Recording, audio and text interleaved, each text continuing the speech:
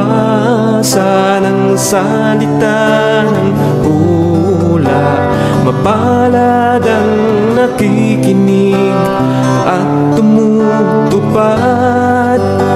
Mapalad ang nahahapis at sila ay aaliwin. Mapalad ang nagugutom at sila ay bubusugin. Ang magtiis hanggang sa wakas, sila lamang ang maliligtas. Ang magtiis hanggang sa wakas, sila lamang ang siyang maliligtas. Lalaganap ang kasamaan at sila'y magkakanuluhan. Lilitaw ang mga bulaan dito sa sanlibutan. Makipot ang pintuan patungo sa kaligtasan. Malapad ang pintuan tungo sa kapahamakan. Ang magtiis hanggang sa wakas, sila lamang ang maliligtas. Ang magtiis hanggang sa wakas, sila lamang ang siyang maliligtas.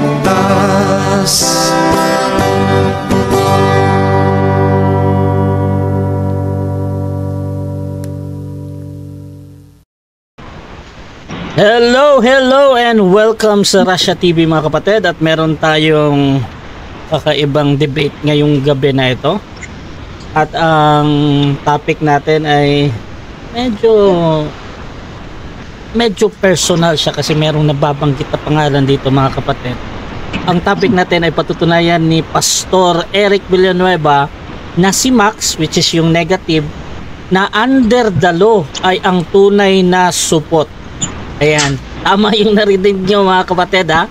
Ang patutunayan ng ating affirmative na ang negative na under the law ay tunay na supot. Ayan, so siyempre affirmative natin si Pastor Eric Villanueva ng CJCLS, at ang negative naman ay siyempre yung si Max Beleno ng Seventh-day Adventist Church mga kapatid. So before natin simulan ng ating debate, syempre gusto ko muna silang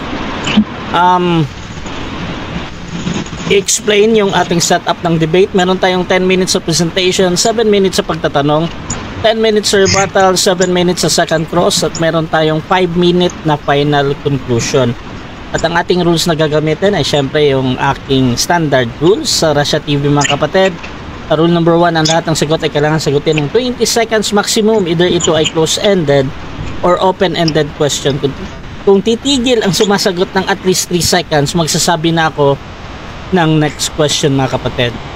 Rule number 2 natin, kung close-ended ang question or categorical, kailangan sumagot lang sa pagpipilian muna bago magpaliwanag ng hindi lalampas ng 20 segundo. Rule number 3 natin, kung hindi niya sasagutin ang tanong, pagkakaroon siya ng 10 segundo ng pagpapaliwanag, at yan yung pinakasagot niya sa tanong. So kung for example wala kayong mapili doon sa pagpipilian, pwede kayong gumamit ng 10 segundo at doon nyo ipaliwanag ng maiksi kung bakit nyo hindi sinasagot or wala kayong mapili ba.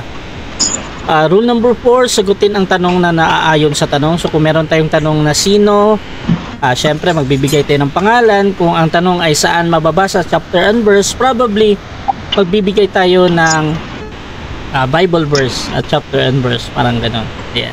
Rule number 5, sa first time doon lang dapat magtanong sa inilatag na ng katunggali, at kung tinatanggi niya during first cross-examination na inilatag niya yan, ay automatic in the next question ko yan. At sa rebuttal, doon na pwedeng itanong ang lahat. So kung sasabihin ng ating tinatanong na hindi ko pa nilatag yan, mamaya itanong mo yan. So automatic next question yan. Rule number 6 natin, ang debater na makakatanggap ng 2 warning sa akin ay may disiplina yan mga kapatid. Yan. Rule number 7, bawat senaryo ng objection, isang beses lamang maaaring magpaliwanag. Isang objection lang at hindi na susundan ng sunod-sunod na objection, at isang clarification lang din every question, at no objection during final conclusion.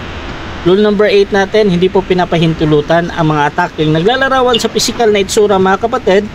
Kasama na din doon yung pagmumura. Pero maliban doon, gaya ng nagsisinungaling ka, hindi ka nagsasabi ng totoo, ay okay pa sa akin na babanggit yan mga kapatid. Basta isa din sa bawal ang yung out of topic. So kung nalalabag ito, pwede kayong mag-object mga kapatid. Rule number 10 natin, ito lamang ang iral na patakaran bilang pagsasaayos ng debating ito. So by the way mga kapatid, ang inyong host, moderator, timer, streamer ngayong gabi, walang iba, admin Russia Vista mga kapatid, at ako po ay isang Catholic defender, at ako yung tatayo bilang moderator at host ngayong gabi na ito. So sumasang-ayon ba ang ating affirmative sa lahat ng nabanggit? Yes, bro. Okay, at sumasang-ayon din ba ang ating negative? Yes, bro. Yes. Ay, awa. Negative. So, mga kapatid, before natin simulan ng ating debate, syempre gusto ko muna silang magpakilala. At saan pa galing yung topic na to? Bakit parang ganito yung forma na to? Unahin natin si affirmative. Pakilala ka kapatid. Yes, God bless you, Brother Russia, sa ating katunggali na Brother Max. So salamat sa Panginoon sa pagkakataon ito. Ito yung lingkod, Brother Eric Villanueva ng Church of Jesus Christ, the Lord and Savior. So patutunayan po natin, no, gaya ng ating topic na itong si Max, no, ang dadalo ay ang tunay na support. Kolokyal na salita na hindi tuli, no. Yan, isa sa mga kolokyal na salita, no. Yan, so titindigan po natin to, no, ayon po sa salita ng Panginoon na walang anumang malisyano sapagkat ito'y biblical. So God bless po sa lahat. Okay, so yun yung ating affirmative mga kapatid. At syempre, yung tututol naman, bro, pakilala ka muna bro. Okay, magandang gabi po sa aking moderator, sa aking diskusyon, Pastor Eric Villanueva, at sa lahat po ng nagsisipakinig. So, syempre ako po ay negatibo. Yung salitang support dito sa amin sa Batangas, hindi dito. Pero biblically, yan po ay yung mga hindi. Ang mga hindi nakakakilala sa ating Panginoon. Yun lang. Okay mga kapatid, so simulan na natin ang ating debate. Pero bago yan, please share yung ating live streaming ngayon para marami makapanood mga kapatid. Shoutout pala kay CJ Villaluz, ayan, at si Jimwell Bongalos, lagi-lagi yan. Shoutout sa iyo bro. At okay, simulan na natin ang ating debate at bibigyan ko ng 10 minuto sa unang pagpapahayag si Pastor Eric Villanueva sa kanyang patutunayan na si Max under the law ay ang tunay na support. Your time start now bro. Yes, muli isang mapagpalang gabi po sa ating lahat. So gaya ng sa ating sinabi na po, ang salitang support, no, code and code ay isa sa mga kolokyal na salita ng hindi tuli, no.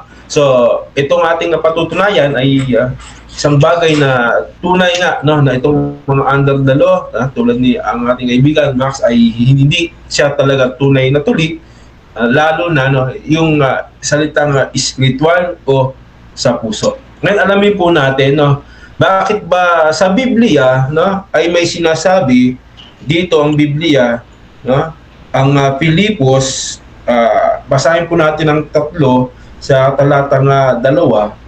Ang sabi dito, magsipag-ingat kayo sa mga aso. Magsipag-ingat kayo sa masamang manggagawa.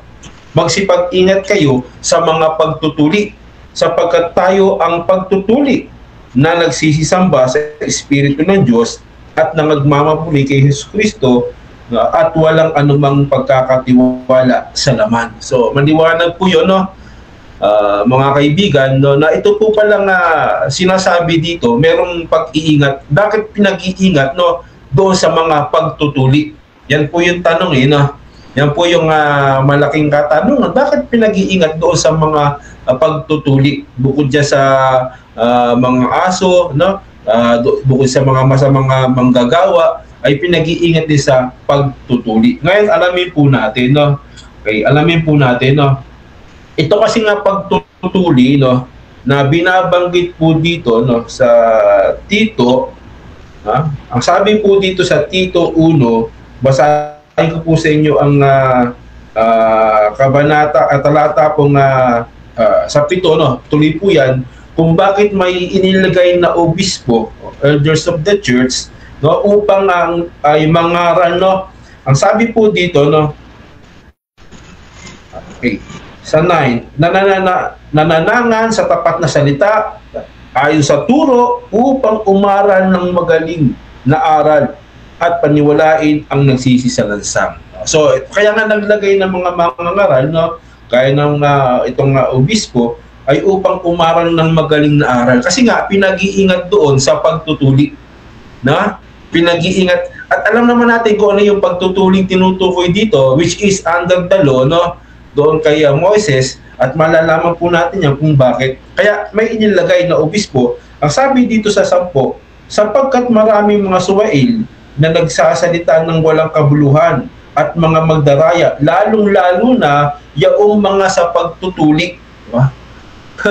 No, meron po palang mga salita, no, ng mga suwail, no, ng mga pagdaraya, ang wika, lalong-lalo na doon sa mga pagtutuli. Kaya pala pinag-iingat at naglagay ng mga mangangaral gaya ng mga obispo upang umarang na magaling upang kontrahin itong pagtutuli. Itong pagtutuli under the law na sinasabi po, no, na nila. Ngayon, itong bagay na ito, no, ay merong pangyayari na nasulat po sa gawa. Yan, no? Kung atin pong mapapansin, mga kapatid, no, dito po sa gawa, merong bagay dito na pangyayari sa talata pong 15, kung kakasya po yung ating oras. Ang sabi po dito, basahin ko sa inyo, no, sa 1, at may ibang taong nagsisulong mula sa Hudiya at nagsipagturo sa mga kapatid na sinasabi, maliban na kayong mga tuli ayon sa kaugalian ni Moses, ay hindi kayo mga liligtas. So yun po pala yung kailangan sanggalain, no? Isanggalang o kontrahin, no? Kaya naglagay ng matuwid na aral, magaling na aral para umaral at sawaitain itong sa pagtutuli. Kasi nga, merong nangangaral about sa pagtutuli na kailangan patuli upang ang wika ay mga ligtas.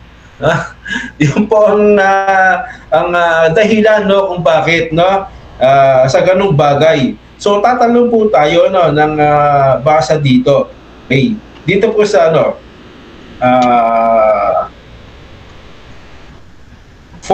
Yan.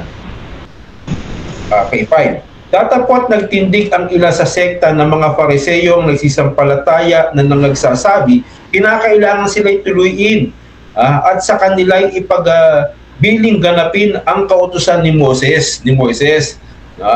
So meron pong mga mula sa sektang Fariseo dito, no, na mga nagsisampalataya, at nangagkatipon ang mga apostol at ang mga matanda upang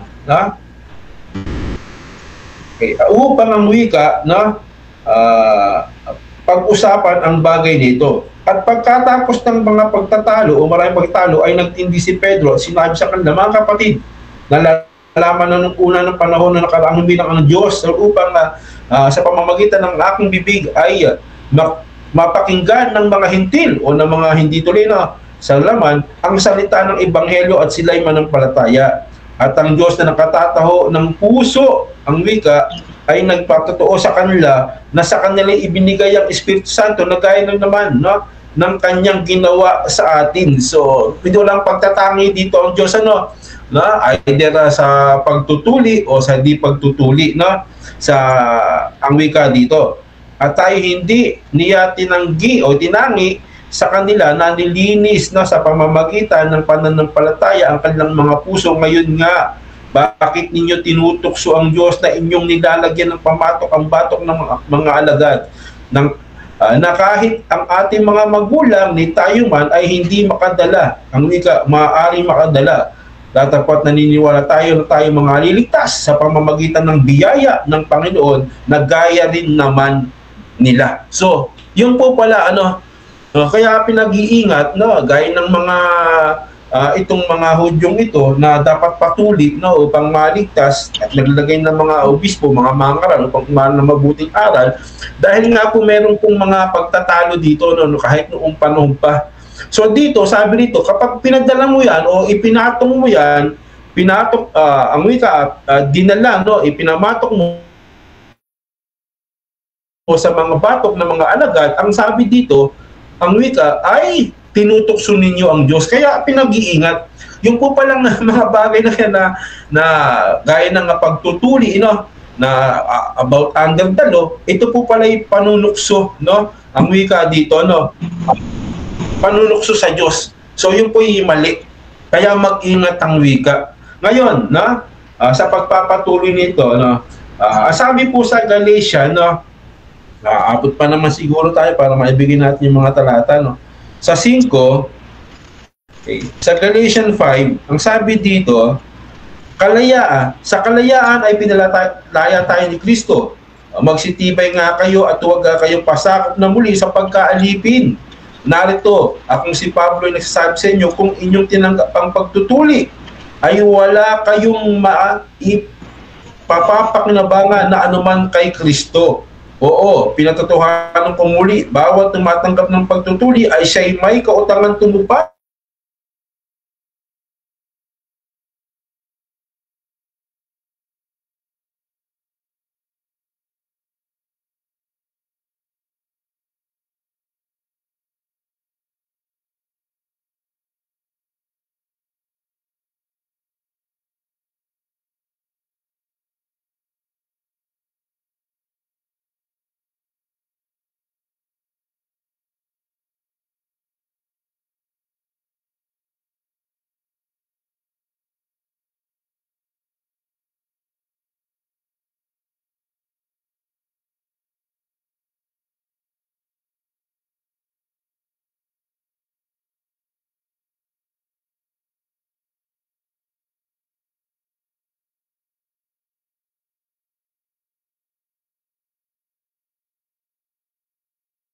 Dito, kayong matitigas ang ulo at dituli ang puso't mga tainga. Kayo lagi nagsisalangsang sa Espiritu Santo. Kung ano ang ginagawa ng inyong mga magulang, ay gayon din naman ang ginagawa ninyo. So meron po palang matitigas ang ulo. Sino po yun?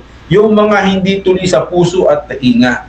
Yan. So dapat tuli po tayo, spiritual, sa puso, sa loob, sa espiritu. So maliwanag po ito, ay maliwanag po ito na ang tawag po sa mga ito ay mga matitigas ang ulo. Kasi hindi sila naniniwala sa tunay na pagtutuli kay Kristo. So dapat tuli po tayo at itong mga nagpapanggap, nagnanais na mga ariing ganap dito under the law na nagsasabing patuloy upang mga ligtas, ang wika'y nahulog sa biyaya. So matibay po ito yung atin pong stand na dapat po tayo tuli spiritual. Kasi sa tuli o hindi man, wala rin po siyang kabuluhan. Mahalaga ay tuli po tayo sa puso at sa espiritu. So yun lang po, brother. Gracia, wait po na lang po yung mga natitirang segundo. Okay, so dyan natatapos ang unang pahayag ng ating affirmative. At syempre, dako tayo sa unang pagtatanong din ng ating negative. Brother Max, ng Seventh-day Adventist Church, your time start now, bro. Okay, parang wala naman akong may tanong. Wala namang instansya Hindi na sinasabi. Ako ay suputo, under the law. Wala siyang Gusto ko lang siyang linawin kung anong ibig niyang sabihin ng salitang under the law. Ano bang unawa ni Pastor dun sa salitang under the law? Yung bang sumusunod sa kautusan ng Diyos o yung lumalabag? Isa po yan sa mga under the law, yung pong nandun po sa ilalim ng kautusan. Yes, Sila po yung ganap, no? Objection, Yung Moderator. Yes, po. Malayo po yung sagot. Ulitin ko po ang tanong. Okay, paulit nga bro. Pastor Villanueva, Eric Villanueva sa sinasabing under the law. Ano daw? Kapag ikaw ba sumunod sa utos o yung lumalabag? Ang pagpipilian dito bro, ano daw yung under the law? Yung sumusunod sa utos o yung lumalabag? Okay. Opo, sasagutin ko na po.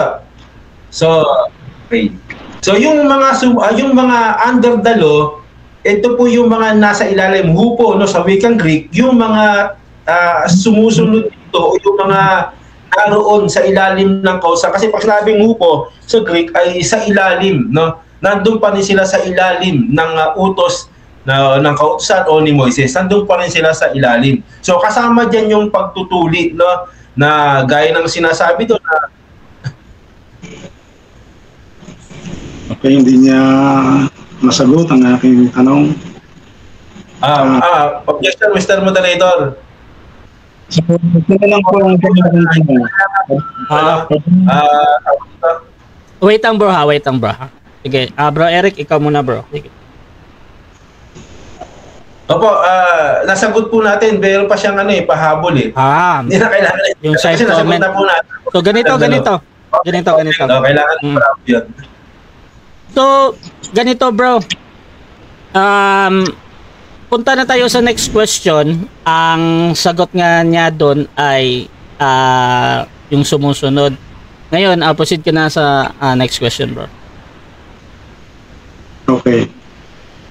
Ano bang law ang tinutukoy mo doon na binibintang mo sa ako'y under?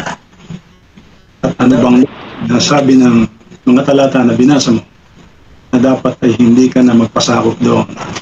Anong law ang tinutukoy mo? Kasi sa Biblia maraming law. Anong law? Merong mga law doon sa santuario.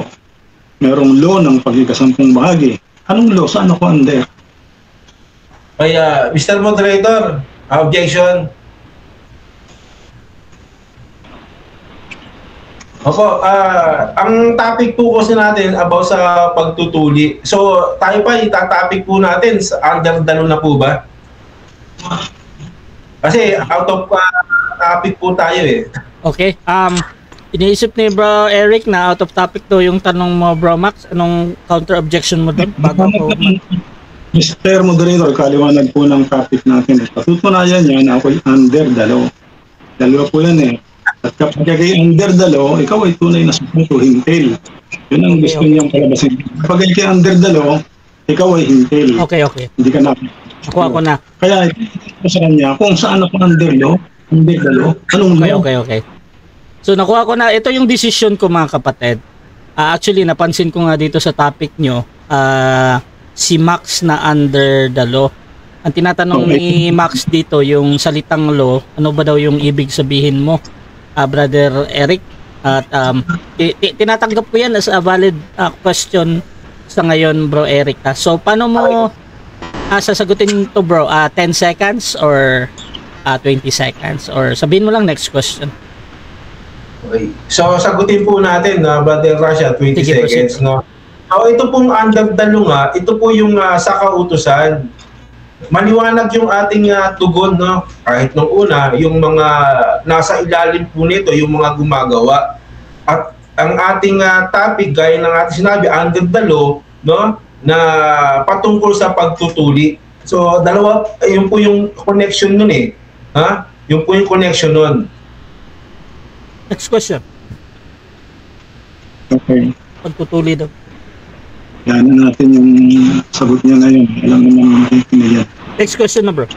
Halimbawa, ako, o halimbawa ikaw, sinusunod mo yung utos. Kasi pag ako yung tatanungin mo dun sa pagtutuli, hindi naman ako sumusunod noon dahil sa utos. Hindi naman ako Hudyo, paano ako magiging under noon.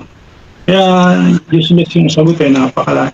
So ito, kapag ikaw ba'y sumusunod sa utos, Under ka ba ng law? Halimbawa, utos huwag kang papatay. Kapag under ka o hindi? Under ka ng law kasi maliwanag ka yung ating sagot eh. Under ka ng law. Kapag ikaw ay kaya nga, halimbawa, under tayo ng batas ng gobyerno ng Pilipinas. Under ka ng sumusunod din yun. Meron kasing 20 seconds yan, bro. Unless meron kang problem, bro, idulong mo sa moderator, mag-object ka ha, para hindi ko iniisip na nag-interrupt ka ba. So, for now, bro, pag walang kang objection, ang sagot ni brother o Pastor Eric ay under the law. Proceed ka. Proceed mo na siya. Mag-explain mo na siya, bro Max, ha? 20 seconds, bro Eric. Proceed ka muna. Yes, kaya natin, bilang mga Pilipino, hindi tayo under ng law o batas ng Amerika. Under tayo ng batas ng Pilipinas. Kasi nandun po tayo andito tayo sa Pilipinas, bilang citizenship natin. So, ganyan din ang kautusan. Under ka ng law kasi sumusunod ka, ikaw yung taga-sunod nun ng next question. Yan ang tanong sagot natin. Next question. Naunawaan ko na po yun. Kapag ikaw ay nasa mamamayan ka ng Amerika, di under ka ng law ng Amerika. Base tayo mamamayan ng Diyos, ang Diyos naman ay siyang ating pinakapinuno, hindi naman nababago pa ang ating gobyerno, under tayo lahat ng kautusan ng Diyos. So, kaya hindi ako tutol doon kung ako yan. So, sa Biblia ba, kapag sinabing hintel, yan ba ang tuli? O hindi tuli? Yes, sa Biblia, pag sinabing hintil, sa laman, tinatawag silang hindi tuli. At maliwanag yung sinabi natin, ngayon, itong mga hintil nito, na mga nanampalataya kay Kristo, ito'y tinatawag naman na mga tuli sa espiritu, tuli sa loob, tuli sa puso. Pero kung ang tinatanong mo, sa laman, tinatawag sila sa Biblia na mga hindi tuli sa laman. Kasi ang kautusan, doon nga sa mga para patuli sila. Sa Biblia, ang sabi niya, ang hindi tuli yung hintil. Kahit na sa Kristya, kahit na sa panahon ito, yung hindi tuli ang puso, yun ang hintil. Sa Biblia, sino ang sumusunod sa utos? Yung tuli o yung hindi tuli? Kaya, Mr. Moderator, objection po. Kailangan ko lang ng clarification. Yung hindi tuli ba sa laman, hindi tuli sa espiritu, kasi dalawa po yan eh. Clarification dito, bro, pwede ka namang hindi sumagot ha. Doon ka pa din sa tanong mo. Ano ba daw yung tinutukoy mong tuli, bro? Yung sa laman o yung sa espiritu? Parehas. Kapag sinabi ng Biblia tuli, sa panahon ng Israel, yan ang mga Israelita. Okay. So, bro Eric, parehas daw, bro. Ready ka nang sumagot? So, yung tanong niya, sinong susunod? Yung tuli o hindi tuli? Ganun po ba ang tanong niya? Yes, bro. Sino daw yung sumusunod? Yung tuli or yung hindi? So, ang sumusunod po sa bilang, halimbawa, under the law ka, susunod ka, bilang doon ka sa pagkatuli kasi kailangan mong magpatuli. Time. 7 minutes time. Salamat po, maliwanag. Okay, so dyan natatapos mga kapatid ang unang pagtatanong ng ating negative. At syempre, 7 minutes running time lang yan. So, dako tayo mga kapatid sa ating negative first stand ha. Pero bago yan, shoutout muna sa ating mga nasa live dyan. Kay Joel Manalad, at kay Gladys Gilaran. Ayan, tama ba? Si Ariel Duhapa. Shoutout din kay Jimwell, kay CJ. At tuloy-tuloy lang tayo dito mga kapatid. Brother Max, bilang negative bro, your time start now. Okay, magandang gabi po ulit. Ang aking stand siyempre, kapag ka dun sa paksa na ako ay under the law, yung kanyang akusasyon, yung kanyang bintang na ako ay under the law, depende sa law. Kapag yung mga ceremonial law na katulad ng pagtutuli sa laman, katulad ng mga gawain doon sa santuaryo, hindi po under no. Pero katulad ng mga umiiral na kautusan ng Diyos, katulad ng sinabi niya, katulad ng example ko, huwag kang papatay, under po ako noon. Wala akong tutol doon, ako'y under doon sapagkat ako ay tuli. Ito po ang aking paliwanag kung bakit okay lang na sumunod sa kautusan ng Diyos at pinatutunayan ako ay tuli. Ang talata na gusto ko pong basahin sa inyo ay sa Efeso Kapitulo 2. Ang talata po ay magsimula tayo dito sa 11. Kaya nga alalahanin ninyo na kayo noong unay mga hintil sa laman, tinatawag na di pagtutuli, na yaong tinatawag na pagtutuli sa laman na ginawa ng mga kamay. Na kayo ng panahong iyon ay mga hiwalay kay Kristo, na mga di kabilang sa bansa ng Israel. Sabihin, kapag ikaw ay hindi kabilang sa Israel, ikaw ay hindi tuli. At mga taga-ibang lupa. Pag ikaw ay taga-ibang lupa, sabi rin tungkol sa mga tipan ng pangako na wala ang pag-asa at walang Diyos sa sanlibutan. Yan ang kalagayan ng mga hintil. Yan ang kalagayan ng mga hintil. Datapwat ngayon kay Kristo Jesus, kayo na nung panahon ay nalalayo, ay inilapit sa dugo ni Kristo. Sapagkat siya ang ating kapayapaan na kanyang pinag-isa ang dalawa, ibig sabihin yung hintil at ang Hudyo ay kanyang pinag-isa, at iginiba ang pader na nasa gitna na nagpapahiwalay sa kanila. Naroon ang discrimination kasi pinili ang Israel, ang hintil naman ay hindi. Ang mga pangako, ang mga tipan, ang mga kautusan ay pinagkaloob sa Israel, ang hintil ay hindi. Pero hindi yun naging pader nung dumating ang ating Panginoon. Pinag-isa, ang hintil ay inilapit sa Israel. Kaya nga, sa pamamagitan ng dugo ni Kristo, katulad ng mga hintil, kagaya kong hintil, ay sumampalataya ako sa pamamagitan ng dugo ni Kristo na sinampalataya ng kanyang pag-ibig, yung kanyang kaabagan, yung kanyang nagliligtas na sakripisyo. Ang sabi sa talatang 19, sabi ni Pablo, kapag ikaw inanampalataya at tinanggap mo na si Kristo, kaya nga hindi na kayo mga taga-ibang lupa at mga manlalakbay, kundi kayo mga kababayan na nakasama ng mga banal at sangbahayan ng Diyos. Yun ang sabi ni Pablo. Kapag tinanggap mo na si Kristo, hindi ka na hintil. Hindi na ako taga-ibang lupa. Hindi na ako manlalakbay. Kundi kababayan ako ng Israel. Sabi pa nga dun sa Roma, sa Kapitulo 11, ako'y ulibong ligaw. Sa talatang 17 hanggang 18 ng Kapitulo 11 ay ulibong ligaw ang hintil na inihugpong sa tunay na puno ng ulibo. At kung ano yan dumadaloy doon sa ugat, ay yun ang dadaloy sa mga sanga. Sapagkat ako'y inihugpong, siyempre kung ano mga batas na tinanggap ng Israel, yun ang dadaloy sa akin. Kung ano mga pangako sa Israel, yun ang dadaloy sa akin. Bagaman ako'y ulibong ligaw. Pero sapagkat sa pamamagitan ni Kristo, ako ay inihugpong sa Israel, sa tunay na puno ng ulibo. Kaya nga sabi sa Roma 2:28 sa talatang 29, gusto ko pong basahin din sa inyo. Roma 2, talatang 28 hanggang 29, ganito pong pagkasabi. Sapagkat siya'y Hudyo, kung sa labas lamang, ni magiging pagtutuli iyang hayag sa laman. Datapot siya'y Hudyo sa loob, at ang pagtutuli ay yaong sa puso. Yun. Kapag tinanggap mo si Kristo, ikaw ay hindi Hudyo kung sa labas lamang. Sabi ron, ni magiging pagtutuli yung hayag sa laman. Datapot sapagkat tinanggap nga natin si Kristo, tinanggap ko si Kristo, datapot siya ay Hudyo sa loob.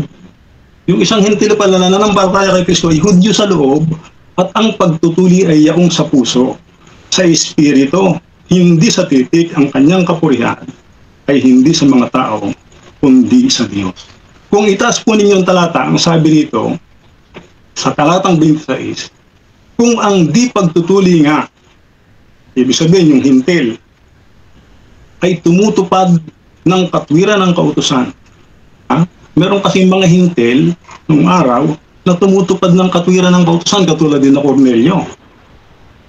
Hintil yan pero tumutupad, maibigin sa Diyos, mahabagin. Ang sabi rin, kung ang mga hintil na yan ay tumutupad pala ng katwiran ng kautusan, hindi ba gaariing pagtutuli ang kanyang di pagtutuli? Sabi ni Pablo, inaari siyang tuli sa kanyang pagsunod sa kautusan.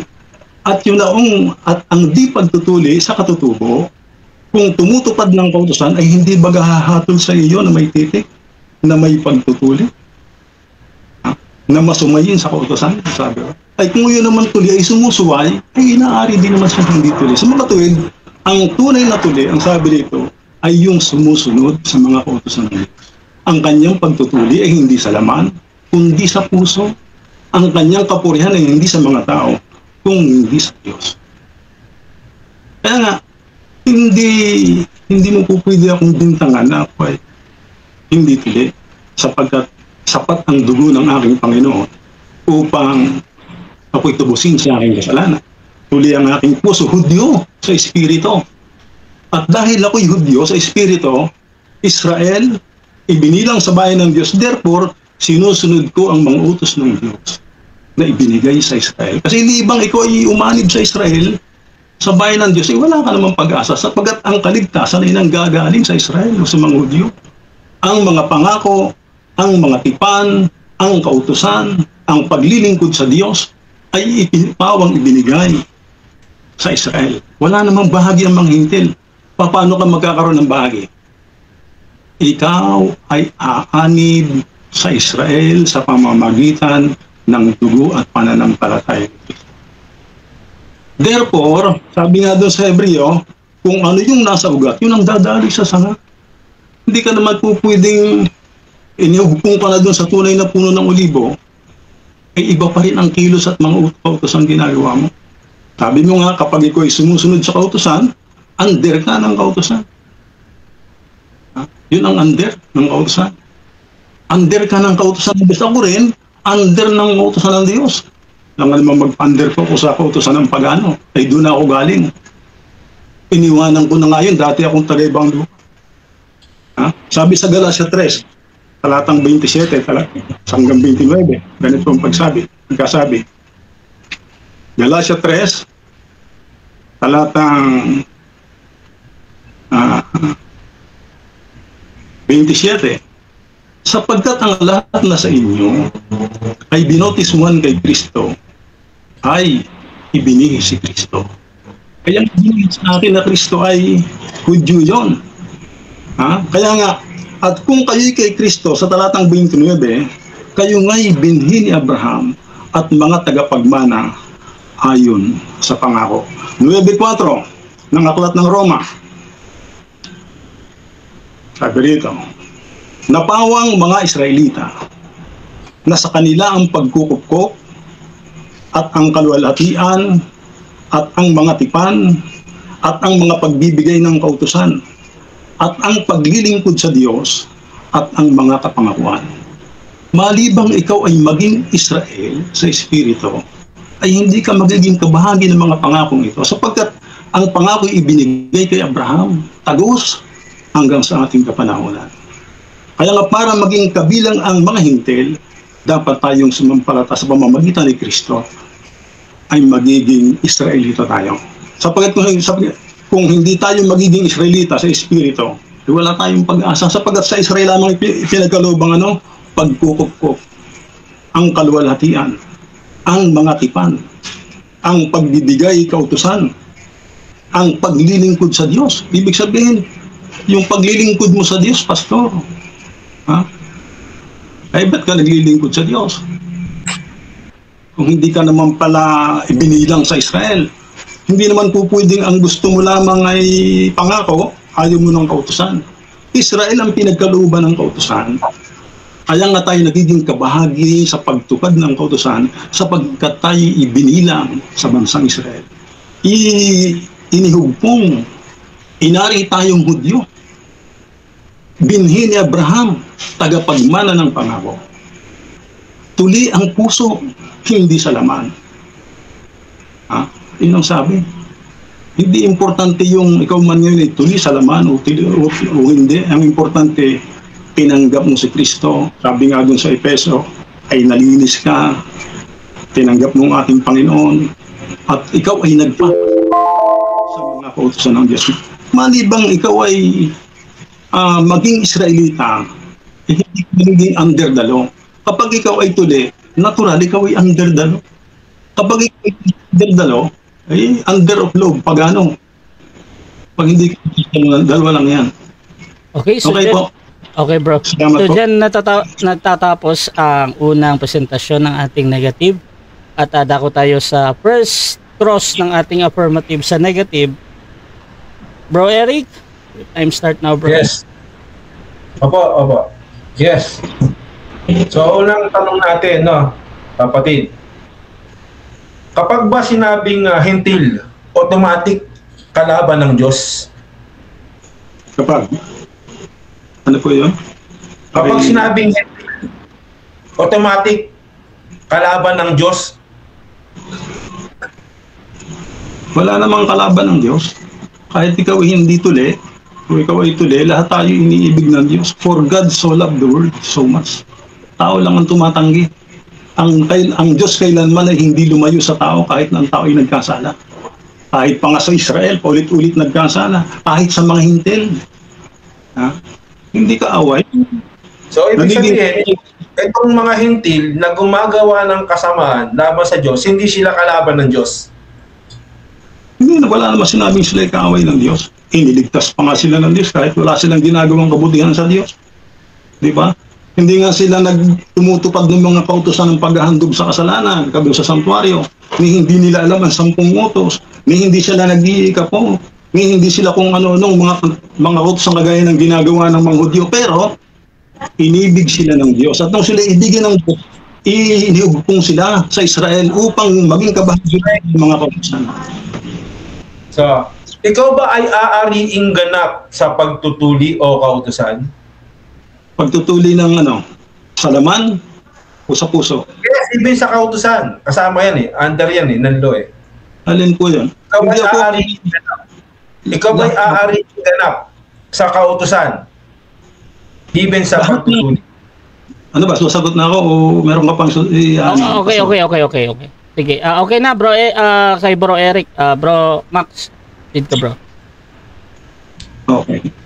Lahat ng kautusan na seremonyales, adul santuario, yung mga pagtutuli, ay sinabi na ni Pablo, hindi kayo hariing ganap diyan. Kaya nga ang Kristo na bayubay dun sa krus, ay doon tayo tinubos. Sa sumpa ng kautusan, aling sumpa ang kautusan, yung mga seremonyalo, ang kautusan ay tinubos tayo ni Kristo. Ang pag sinabi mong sumpa ng kautusan, ito ba yung lumalabag doon sa ceremonial law o doon sa moral law na sinasabi niyo? Yung sumpa ng kautusan dyan sa Galacia, ang tinutukoy dyan ay ceremonial law. Kaya nga sumpa, kapag ikaw ay nakagawa ng pagkakasala, ay magdadala ka ng hayop, kung ano-anong gagawin mo para ikaw magkaroon ng kapatawaran, ay inalis ka na doon. Kaya nga kapag gagawin mo pa yon, ay ikaw ay nananatili doon sa sumpa. Ay biro mong ay mauubos ang hayop. Bawat pagkakasala mo ikaw ay magdadala. Tinubos na tayong sapat na ang dugo ni Kristo para hindi na tayo gumawa ng mga seremonyalis na kautusan. So, tinubos ka sa sumpa ng kautusan upang mag-alay ng hayop, sabi mo. Ngayon, ang tanong, ikaw ba ay tinubos din sa sumpa ng kautusan dahil sa iyong pangangalunya, sa iyong masawang gawa?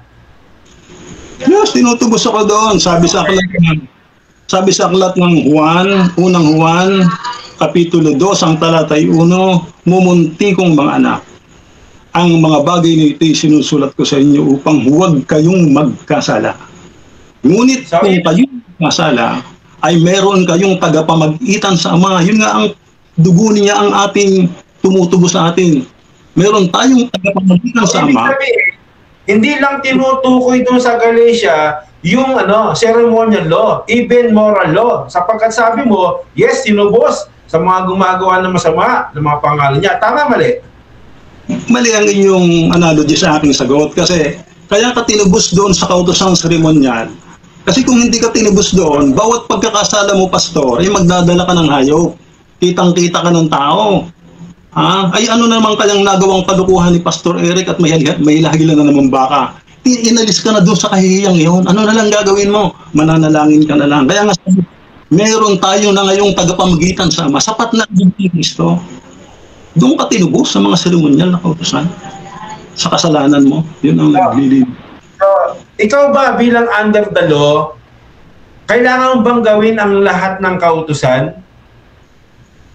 Aling law? Pagka yung mga kasunod sa iyo, yung mga kautosang seremonyal katulad ng pagtutuli, batas ng paglilinis, o kung ano-ano mga pag-aahit ng ulo na ginagawa ng mga Hudyo, ay hindi ako under noon. Okay. Pag mo Sabi ipilit mo, sa noon, ay gumagawa ba ako ngayon noon? so, sabi mo, hindi ka under noon. Pero ikaw umaamin ka na itong sinasabi mo na ngayon, yun ay ayon din sa ilalim ng kautusan. Tama, mali? Aling ginagawa ko ngayon ayon sa lalim. Yung sinabi mo ngayon, kapatid. Wala na ako. Yan po. Hindi ko maintindihan. Ano ba sasabihin? Ka-clarification lang po sa tanong para maintindihan niya. Okay. Pakituloy mo na yung buong tanong bro ha, tapos ipasagot natin. Yes, oo. Okay, proceed. So, sabi mo kasi, no, tulad ng mga seremonya, tulad ng mga inalis, yun bang mga seremonyal na inalis, no, ito ba'y nasa ilalim ng kautusan, ayon sa kautusan noon? Oo, hindi. Oo, hindi. Under the law. Ano ba yung mga seremonyal? Kautusan na nga yun paano ilalim pa sa kautusan? Yung mga seremonyal, sa ngayon sa Hebreo, 11, yan ang mga kautusan ng mga seremonyal nga pag-aandog, mga pagtutuli, mga kapistahan. Yan nga ang inalis ako diyan. Ako ba'y gumagawa pa niyan? Kayo nga may mga piyesta. So, ibig sabihin, hindi ka under the law. Kasi sabi mo, nasa law yun. Tama, mali? Haling nasa law. Hindi na ako, kasi nga maraming kautusan. May hinahalo-halo, may mekos-mekos kasi. Ipapaliwanag ko ulit.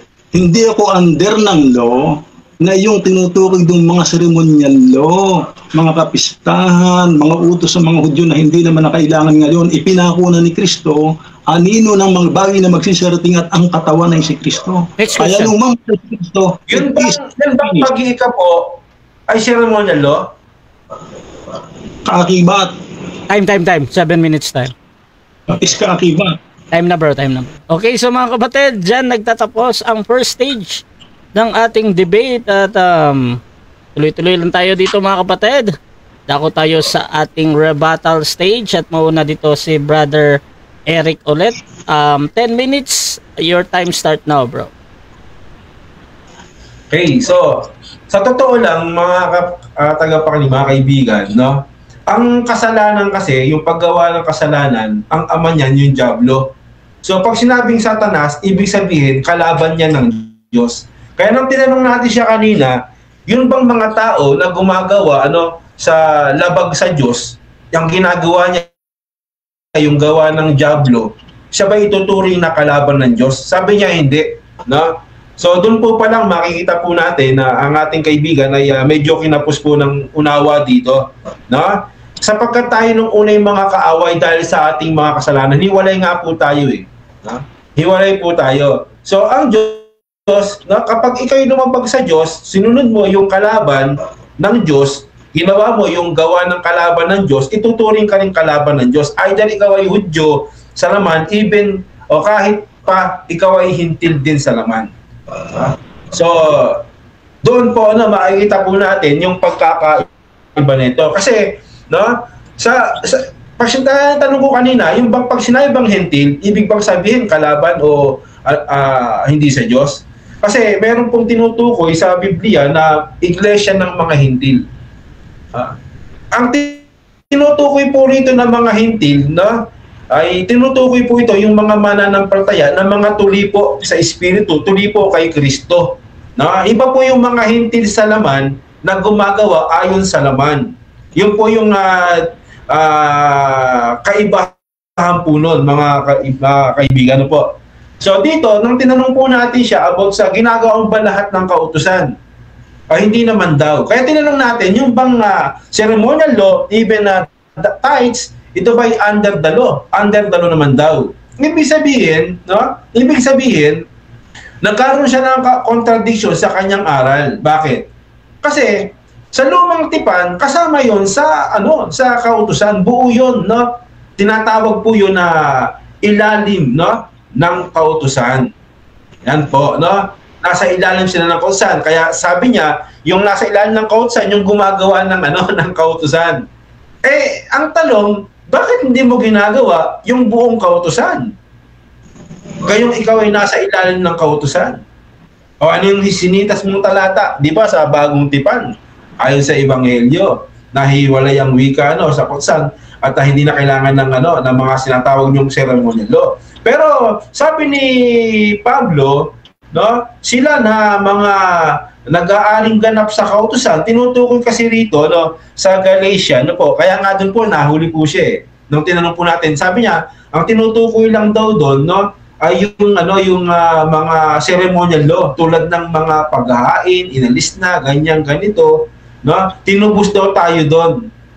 Tinubos daw tayo doon. Saka tinanong ko, sabi niya, yun lang So tayo ba'y tinubos din sa mga paggawa natin ng masama, kasalanan? Tinubos din daw. So nagkaroon siya ng dalawang dila dito. Kasi tinubos din pala yung mga sa mga ceremonial, pati sa tinubos din yung mga lumalabag doon sa ang tawag po dito, bukod sa ceremonial, yung sinasabi nila na kanilang ginagawa, o moral law.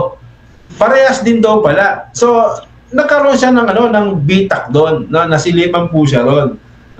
Kasi nga, nung tinanong natin, ikaw ba tinubos ka rin sa pangangalo niya mo? Oo. Samantalang ginamit niya yung Galatian, ang tinubos lang daw doon, yung mga sa ceremonial, So dito, maliwanag po, mga kaibigan, sa bagay na ito, nagkaroon po siya, marami po siyang beses na nagdalawang dila po rito, sa mga sagot po niya. Ayan, sa mga kanyang mga kasagutan. Ito po kasing ilalim ng kautusan, ito po yung lumalabag po din sa ilalim ng kautusan, walang pagsalang mamamatay. Walang pagsalang mamamatay ayon kay Moises. Yan, kasi hiwalay po yan sa Hebreo. Yung lumalabag naman sa Ebanghelyo o kay Kristo, sa ilalim nito, walang pagsalang parurusahan din. Pero kay Moses, ang hatol iba. Kaya sabi ni Pablo, siyang mga aariing ganap sa kautusan, mga nag-aaring ganap sa kautusan ay hindi ang wika, magiging karapat-dapat sa Panginoon. Hindi sila aariing ganap sa kautusan. Kasi tayo aariing ganap kay Kristo. Kaya na tinanong natin siya, aariing ganap ka ba sa kautusan? Hindi po siya makatugon puro. Sabi niya, saan kautusan? Sa ano ba? Kasi pag sabing kautusan, matik po yun Sabi ni Kristo kasi, mawawala ang langit at lupa, pero ang tundok hindi mawawala sa kautusan. So, kasama po lahat po yun. Kasama po lahat yun. Kasi nga, si Kristo, kung matatandaan po natin, ipinanganak po siya sa ilalim ng babae, sa ilalim ng kautusan. Kaya tinubos po tayo rin. Lahat po yun, hindi lang yung ceremonial law. Hindi lang ceremonial. Kaya nga si Kristo, nung sinabi niya na napagaling niya sa yung isang saketong, sabi, maglinis ka ayon sa kautusan ni Moises. Kasi nga, nasa ilalim pa siya noon Baga, napasakop po siya ron. Di ba? So, ceremonial yun. Bakit inutos ni Kristo na sabi niya, humayo ka, pakita ka sa mga sacerdote, ayon sa utos ni Moises. Ibig sabihin, kasama yun, ceremonial, even moral law, kasama po lahat yun, hindi natin pwedeng paghiwalay. Kasi sabi po sa Deuteronomio 4:2, na narito yung mga kautusan, yung mga batas, yung mga panukala, lahat po, ang sabi ng Panginoon, huwag niyong babawasan, ni huwag niyong daragdagan ang lahat ng iniutos ko sa inyo. Lahat po yan lahat po yan, huwag babawasan, huwag dadagdagan. So ang problema natin ngayon, inalis nila. Sabi ni Kristo, ang inyong pagsambay walang kabuluhan, na ang wika, na nag-uutos ng utos ng tao, nilisan ninyo ang utos ng Panginoon. Kapag inuri po natin, mga kapatid, inuri natin, kung itutukoy natin sa kautusan, si Kristo nga di ba? Sabi nga ni Kristo, even ng mga kudit at tuldok, di ba?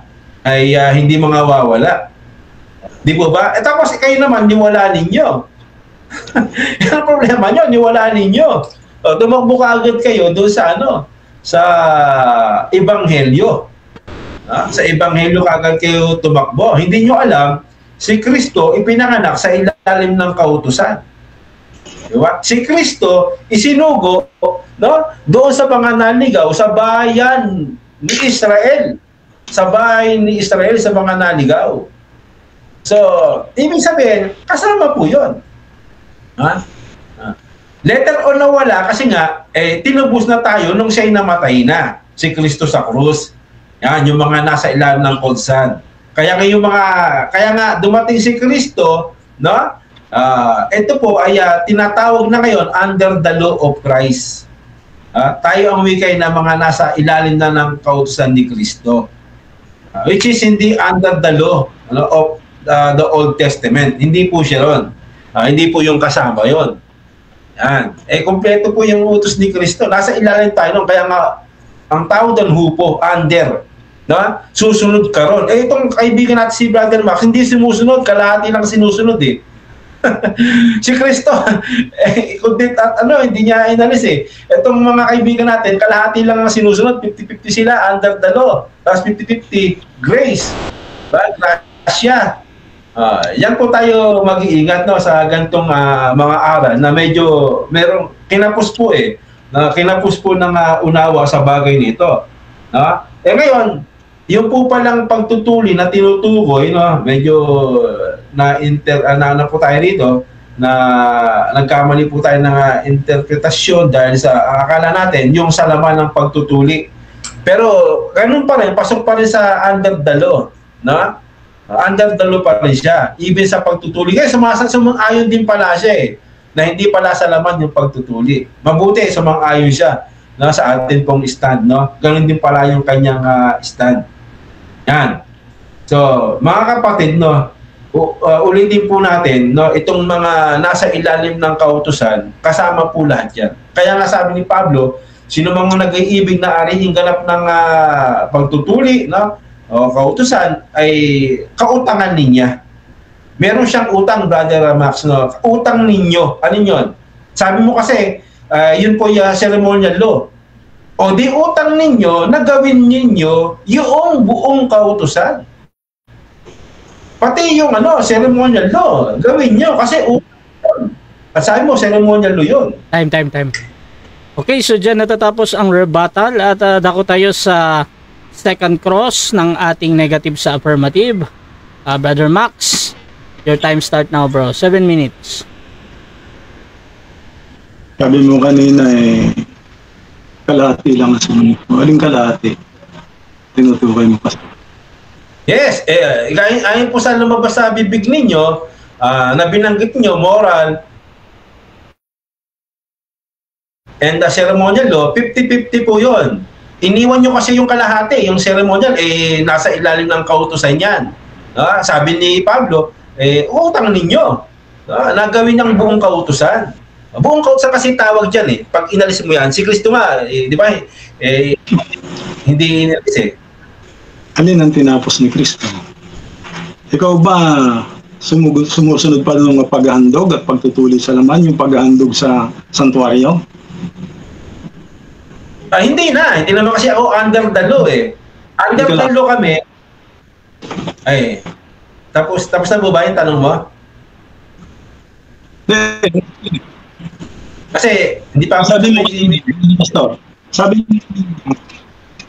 mo kanina, kalahati lang ako ang sinusunod ko kasi hindi ako nasunod ng mga seremonyal na iniutos nyo sa Israel, yung mga paghahandog sa santuaryo. Kalinaw na sabi ko mga pagtutuli sa laman, paghahandog sa santuaryo, mga kapistahan. Dahil doon, sapagkat hindi ko yung sinusunod, hindi ako under noon. Sabi mo kalahati lang. Ikaw ba buo? Sinusunod mo ba yon? Hindi po under the law. Even yung kautusan ni Moises sa Lumang Tipan, hindi na po ako doon Hindi, kasi nga po, walang nakagawa noon na perfectly, perfecto, wala, Kaya nga tinapos ni Kristo yan sa krus So hindi ako under kami, sa biyaya, ayon sa ilalim ng Kristo. Yan, doon kami under. Hindi din naman kami ng biyaya eh. Kasi si Kristo yung biyaya. So, sa sinasabi mo, na noong panahon ni Moises, ang pagkay sumalangsang ay ang kabayaran kamatayan. Yun po ba sabi niyo? Yes. Pag sumalangsang ka, nangalis na ka. Ngayon ba kapag ikaw ay patuloy na nagkakasala, hindi bang kabayaran din ay kamatayan? Hindi ka ba mamamatay dun sa impyerno? Okay na po ba yung tanong? Okay. Pag sumalang ka sa utos ni Moises, maliwanag naman sinabi sa Hebreo eh. No, walang pagsalang papatayin ka eh. Walang pagsalang papatayin ka. Na pag sinalangsang mo yun. So, under the law rin yun. Utos kasi pag nangalon niya ka, nahuli ka sa pangangalo niya, babatoy, papatayin ka. Pag pumatay ka, papatayin ka. Under the law lahat kasi yun eh. Huwag mong tatanggalin yun. Under the law yan. Ngayon kay Kristo naman, pag ikaw ay sumalangsang kay Kristo, eh hindi ka kagad hatulan physically ng penalty. Doon ka hatulan sa langit. Mamatay din. Pero mamatay din. Walang hatol sa langit, dadaling ka sa impyerno, sa ikalawang kamatayan. Okay na? Di yun din, patay ka rin. Tanong po, tanong lang, huwag paliwanag. Sa panahon ni Moises, kapag ka nagkasala, mamamatay. Hindi nga ngayon, kapag ikaw ay nagkasala, hindi ka ba papatayin din? Doon naman sa ikalawang kamatayan. Mas mahigpit pa. Mas mahigpit talaga. Sinabi naman sa Hebreo yan eh, mas mahigpit nga eh. Yung hatol kay Kristo, yung hatol ayon sa kay Kristo eh. Eh dito kasi kay Moses, yung laman physically, papatayin ka. No?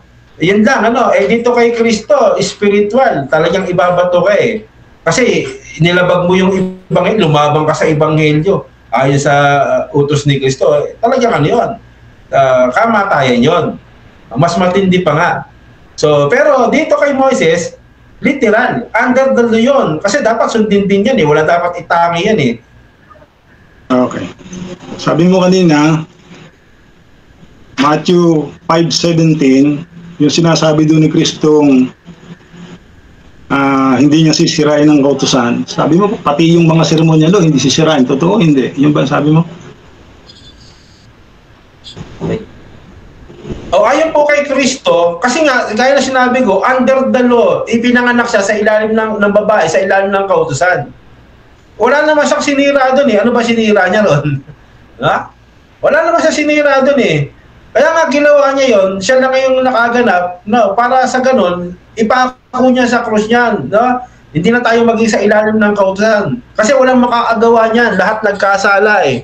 No? Si Kristo, ang tumubos diyan. Si Kristo po tumubos diyan. Next question. Yung unawa ko dito, sabi mo, na yung sabi ni Kristo, hindi niya sisirain ng kautusan hanggang sa maganap ang lahat ng mga bagay o mawala man ang langit at ang lupa. Yung sinasabi mo doong kautusan ay kasama yung mga seremonyalo na hindi yung sisirain. Ibig sabihin, dapat ngayon hanggang ngayon, existido at iiral yun. Yun ba ang gusto mong sabihin o hindi? Ay, hindi po. Kasi, kaya sinabi ni Kristo yun, para siya ang gumawa nun. Katungkulan niya yun eh. Para dalhin niya sa krus yun. No? Kasi nga, ang kaagapay ng pagpatay, gaya ng pangangalo niya sa kautusan, pag hindi, sabi niya, hindi sisirain eh. Automatic, babatuhin ka, papatayin ka.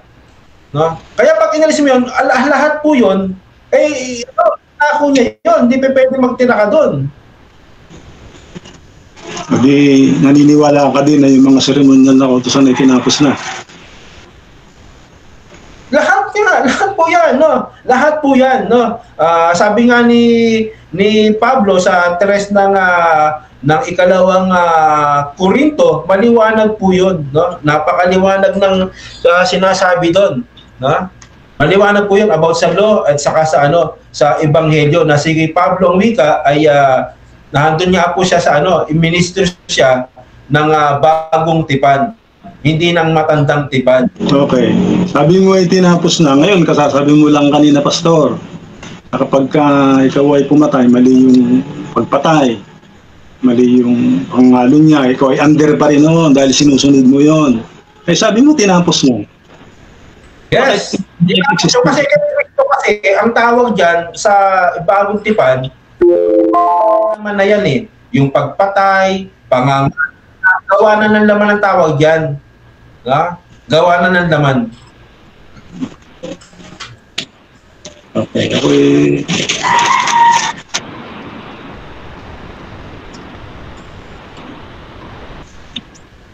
Okay, wala pa rin namang napapatunayan doon sa kanyang mga bintang.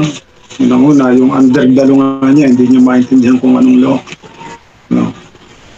Hindi naman ako underdalo ng mga seremonyal. Unang-una, ako nga ay hintil sa laman. Kaya paano ko maging under ng mga law ng mga Israel noon? Naging underlo lang ako ng Diyos nung ako'y maging Kristiyano, nang tanggapin ko si Kristo, sapagkat ako'y naging Hudyo sa Espiritu. Bilang Hudyo, under ako ng mga kautosang ibinigay ng Diyos sa mga Hudyo, sa Israel. Sapagkat sabi ron ay ang kautusan, ang tipan, ang pangako, ang paglilingkod sa Diyos ay pawang sa Israel. Malibang tanggapin mo si Kristo at ikaw ay ianib sa Iglesia ng Diyos na siya kayang bayan ng Diyos, yun nga, yung Israel sa Espiritu ay wala kang karapatan dyan sa mga paglilingkod sa Diyos. Kahit nga yung pagsamba mo, hindi yun para sa iyo, yung pagbabasa ng Biblia, hindi yan para sa iyo. Sapagkat ayaw mo sa kautusan ng Diyos. Kaya ang kautusan ng Diyos ay ibinigay lang naman talaga sa Israel. Siya ang bihikulo para dalhin sa mga hintil. Kaya nga nung ako ianib sa Israel, ay ako'y nasa ilalim ng kautusan ng Diyos. Alam nga namang sa kautusan pa ng pagano. Sabi nga doon sa aklat ng Roma, Kapitulo 6, 1, 4 hanggang 6, ako bagay magpapatuloy pa sa pagkakasala. Yamang kayo anyay nangamatay na, nakalakip ni Kristo, gayon may kayo mabubuhay uli, makalalakad ng panibagong buhay. Kaya nga mula doon sa aking lumang pagkatao, ay nabago. Dati ang sinusunod ko yung utos at aral ng Diablo, utos at aral ng pagano. Nung tanggapin ko si Kristo at ako'y ianib sa Israel, ay ang sinusunod ko yung utos ng Diyos na ibinigay sa Israel. Sapagkat ako'y kabahagi kung ano yung nasa ugat papunta sa sangayon sa 11, 1, 2, 17 at 18 ng aklat ng Roma 11. Kaya nga, sabi sa aklat ng Korinto, Kapitulo 5, 2 Korinto, Kapitulo 5, talatang 17, ito'y alam na alam ng talata ng maraming mga Kristiyano. Ganito po ang pagkasabi sa 2 Korinto 5, ang talatay 17.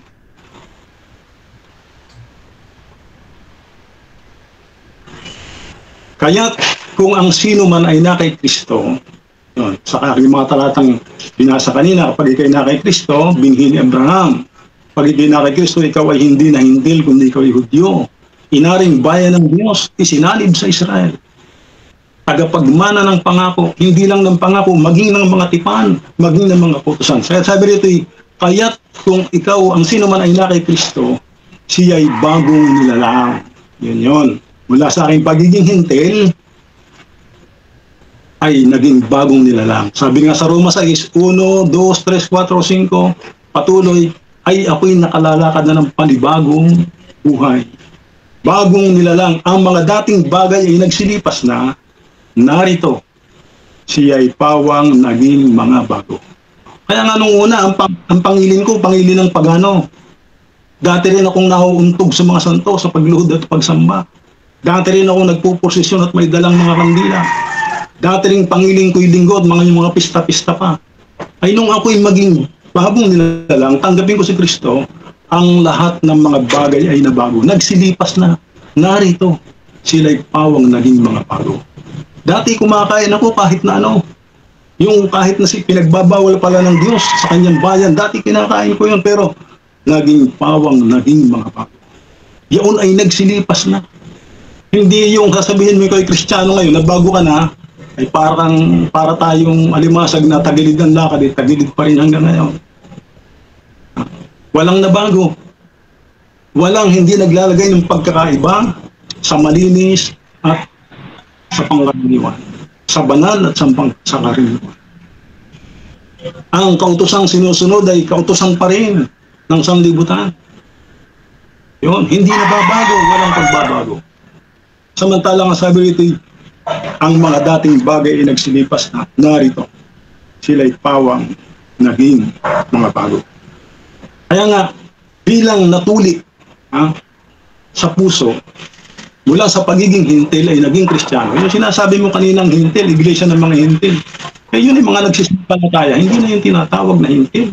Yun ay tuli sa puso, Hudyo na yun sa Espiritu. Sapagkat ang sino mang binautismuhan kay Kristo ay ibinihis din naman si Kristo. Ay yung ibinihis sa iyo ay hindi naman hintil. Kundi yun ay isang Hudyo, kaya ay inaaring Hudyo. Ang sinasabing Kristiyano at tinanggap si Kristo, sapagkat si Kristo ay isang Hudyo, ikaw ay inaari ng Diyos na Hudyo. Kaya nga pagdating doon sa kabilang lalahi, pagdating doon sa 12 angkan, sa lahi namang Hudyo, bagaman ikaw ay hindi, sapagkat ikaw ay inaring Hudyo sa Espiritu. Yan, tagapagmana ng pangako. At hindi lamang pangako, kung hindi maging yung kanyang mga batas na ibinigay sa Israel, ay dapat mag-observe ka. Yung mga tipan ay kabahagi ka ng tipan. Kaya nga yan ang pagpapatunay ko na ako ay hindi hintil, hindi ko support. Ako'y kabilang sa Hudyo, Kristiyano ako sa pamamagitan ni Kristo. Hindi rin ako under the law, ng law ng mga seremonyales. Hindi ko na katunayan, hindi ko na nga sinusunod yan eh. Wala na akong paghahandog ng hayop. Sapagkat sapat na si Kristo. Si Kristo na ang namamagitan sa akin. Sabi niya, pumunti kong mga anak, ang mga bagay ito ay sinusulat ko sa inyo upang huwag kayong magkasala. Nung araw, kapag nagkasala, magdadala ka ng hayop, punta ka dun sa santuaryo, mamamagitan sa iyo yung saserdote. Pero ngayon, hindi na. Ano na lang, upang huwag kayong magkasala, ngunit kung kayo'y magkasala, ay mayroon kayong tagapamagitan sa Ama. Meron tayong mediator, meron na tayong advocate. Sino? Si Hesus Kristo ang matuwid. Merong advocate, merong abogado, merong tagapamagitan, ang isang taong tunay na sumunod sa ating Panginoong Hesus Kristo. Iba yung nagkakasala kaysa ron sa sinasadya ang pagkakasala. Ngunit kung kayo'y magkasala, yan, katulad ko, ang aking motibo at ang laman ng aking puso at kaisipan ay sumunod sa kautusan ng Diyos. Kaya nga sinusulat niya sa akin yan eh. Pero kung ako'y mag-fall o ako'y madupilas at madapa, ay meron naman akong tagapamagitan sa si Hesus Kristong matuwid. Kagaya ng tipan at ng dugo, yung promise, yung pangakuan ng Israel, yung covenant ng Diyos at ng Israel, ay laging may kaakaibat na dugo. Yung law, yun ang hinihingi ng Diyos para ating sundin. Yun ang kanyang requirements. Yung dugo, yun naman ang biyaya. Noon palang araw ay existido ng biyaya, hindi naman ngayon lang. May kapatawaran nga nung nagkasala eh. Yung dugo na iwinisip, that is grace. Yun naman ang tumutubos kapag tayo nagkasala. Obedience is what we promise. What we are going to do. Yun ang obedience, kung anong ating gawing pagsunod. Grace, yung dugo, yun naman ang ating inihandog. Kung tayo mag-fail dun sa ating pangako, ay meron naman tayong inihandog. Galin, sapat, higit na sapat ang dugo at sakripisyo ni Kristo upang luminis sa ating mga kasalanan. Kaya nga, tinubos na ako ni Kristo doon. Hindi lamang doon, hindi ako nagdalawang dila. Kahit 3 pasan ako tinubos doon sa mga seremonyalis na yon. Tinubos din ako sa aking sa kaparosang kamatayan doon sa impyerno. Tinubos din ako sa aking karumihan. Tinubos ako sa aking mga pagsalangsang. Maraming tinubos yung kamatayan ni Kristo. Kaya hindi yun. Tinanong mo ko, tinubos ka ba doon sa seremonya? Yes. Tinubos ko ba sa iyong kasalanan? Yes. Hindi yung 2 dila, kundi marami ang sakop ng dugo at katubusan ni Kristo. Tamo, kaya ngayon yun natatapos eh. Kung meron pang oras, tingnan mo sa aklat ng Galacia, Kapitulo 3, kung ako hindi nagkakamali kasi Hindi ko naman alam na yan ang iyong ano. Yan o, sabi niya. Ilan po? Yan o.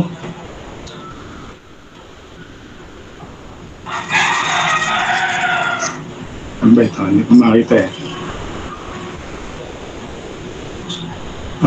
Dito, maliwanag na sino man ay hindi, sabi dito, sa sumpa ng kautusan ay tinubos tayo ni Kristo na naging sumpa sa ganang atin sapagkat nasusulat, sinusumpa ang bawat binibitay sa punong kahoy. Yun yun. Kaya nga tinubos sa Kristo. Bisin sana niyo kung mabitay, tinubos si Kristo. Okay, so dyan natatapos mga kapatid ang rebuttal ng ating negative at syempre ako tayo sa 7 minutes na pagtatanong ng ating affirmative. Bro, your time start now. So, sumasang-ayon yung baba na yung ceremonial law and moral law na sinasabi mo, ito'y utos sa Israel ayon sa OT, Yes. Old Testament? Oo, hindi. Sumasang-ayon ka din ba, no? Ayon sa Old Testament na utos ng Diyos, kasama yan mga yan, na huwag mong babawasan ni huwag mong daragdagan? Oo, hindi. Yes. Ngayon, yung ginagawa mo, no? Nasabi mo, hindi mo na ginagawa yung mga ceremonial law na utos sa pala na huwag babawasan, dadagdagan. Yun ba yung pagbabawas? Oo o hindi? Eh, hindi naman ako nagbawas eh. Ako ba nagbawas? Kailan may wala po akong binawas? Objection. Objection. Yung objection na, ano yan muna, tapos... Categorical po yung tanong ko, dapat categorical sagot siya. Okay, okay. Pakiulit nga yung tanong, bro. So, yun, sabi mo kanina, ano, wag babawasan ni dadagdagan. So, ngayon, nasabi mo ngayon na itong moral, ceremonial law ay wala na, hindi mo na ginagawa. Yun bang ginagawa mo, no, ay pagbabawas? Pagbabawas? Oo o hindi? Oo, hindi. Yes. Bro Max, may counter objection ka or ready ka nang sumagot ng oo o hindi? Ikaw ba daw ay nagbabawas? Okay, tatanong, sabi po niya, sabi raw ng Biblia ay huwag mong babawasan. Nako. So, hindi po ako nagbabawas. Okay, proceed. Papaliwanag ko pa. Proceed 20 seconds, bro. Okay. Ang nagbawas ay ang ating Panginoon Kristo. Siyan tumapos, it is finished. Kaya nga sa Hebreo, inalis na niya yon. Na inalis ang, saka sa Kolosas, inalis ang usapang nasusulat sa mga palatuntunan na hindi ukol sa atin at laban sa atin. Na anino ng mga bagay na magsisirating at ang katawan ay kay Kristo. Sa aklat ng Galacia, dumating niyang kautusan, idinagdag dahil sa hanggang sa dumating ang bini. May hanggang na. Pag sinabi mo, nung siya'y namatay na, o siya'y buhay pa? Alin yung sinasabi kong nung namatay? Yung sinabi kong talata, kapatid, nung siya'y patay na, si Kristo, o nung siya'y buhay pa? Alin? Ang tanong niya, bro, yung talata na binabanggit, bro, ba, kailan daw yun sinabi ni Jesus? Yung, nung author, nung patay na or buhay pa si Jesus? Eh, pinaunawa niya kasi sangayon sa narration ng sumulat, bago siya mamatay, ayun, kalinsabay ng kanyang pagkamatay, ay sabi niya, it is finished. At kasabay na, nakita nila, nahapak ang tabing sa templo, that is, nangangahulugan ng pagkatapos ng mga seremonyalis na kautusan. Kaya hanggang ngayon, hindi mo na ginagawa, naniniwala ka rin dun. So, ibig sabihin, bago siya mamatay. So, nung siya'y buhay pa, ginagawa niya ba yung kudlit at tuldok? Nagawa niya po ba ayon sa kanyang sinabi? Oo, hindi. Nung siya'y buhay pa.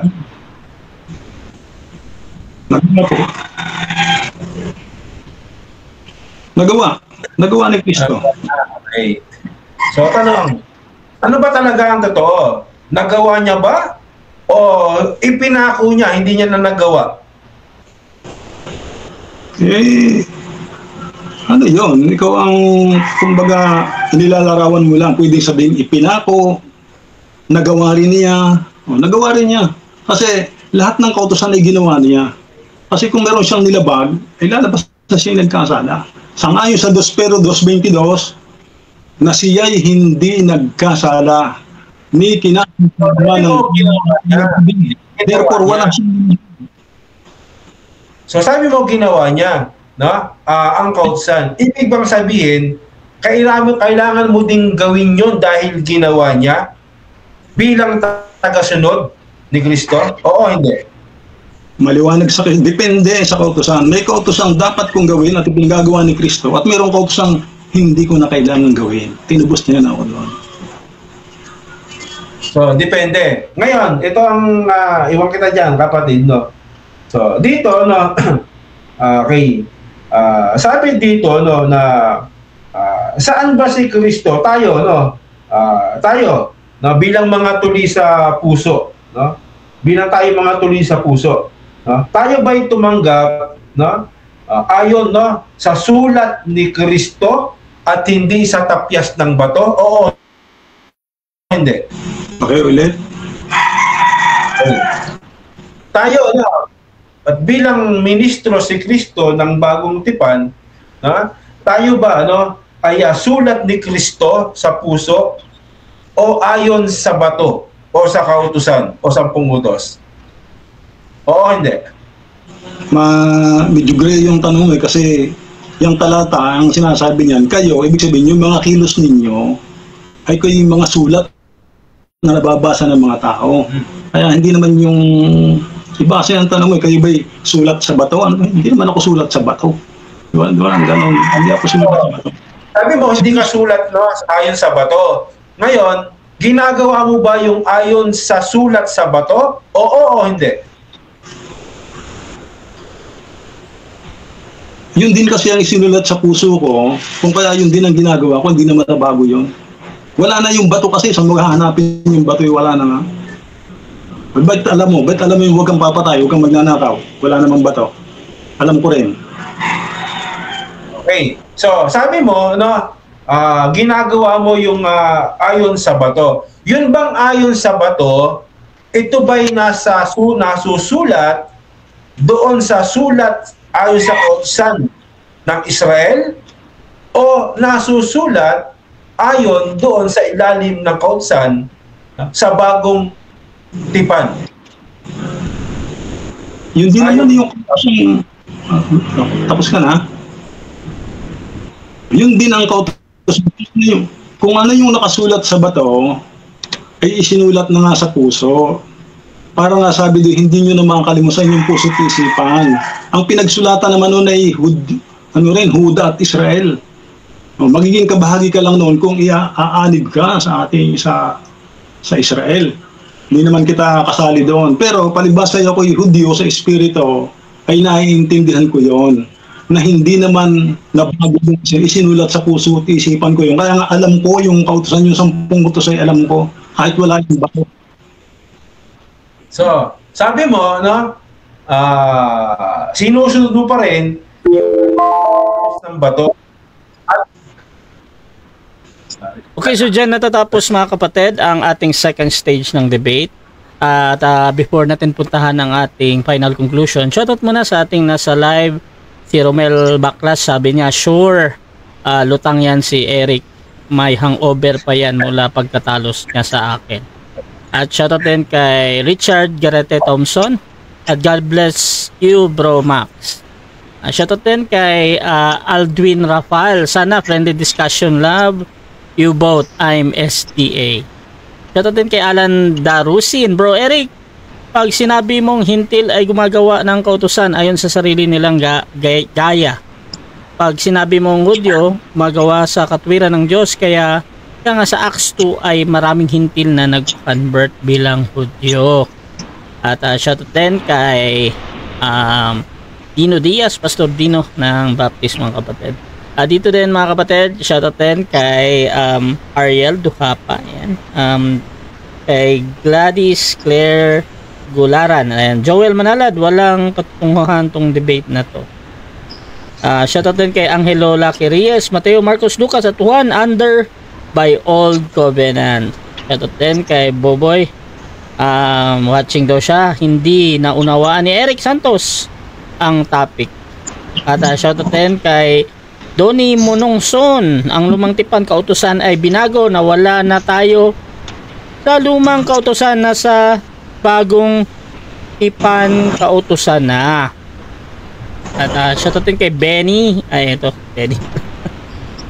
Shoutout sa'yo, bro. At sabi niya, nagalit ang mga Hudyo kay Kristo dahil sinira raw niya ang Sabat sapagkat sa araw ng Sabat nagpagaling siya. Kusilito, Tandok, para kayong bata naglalaro saan din sa kapag ang tao pinatay sa laman, physical iyon, pero kapag espiritu, gaya lang kay Kristo, kaluluwa iyon, tatapon sa impyerno.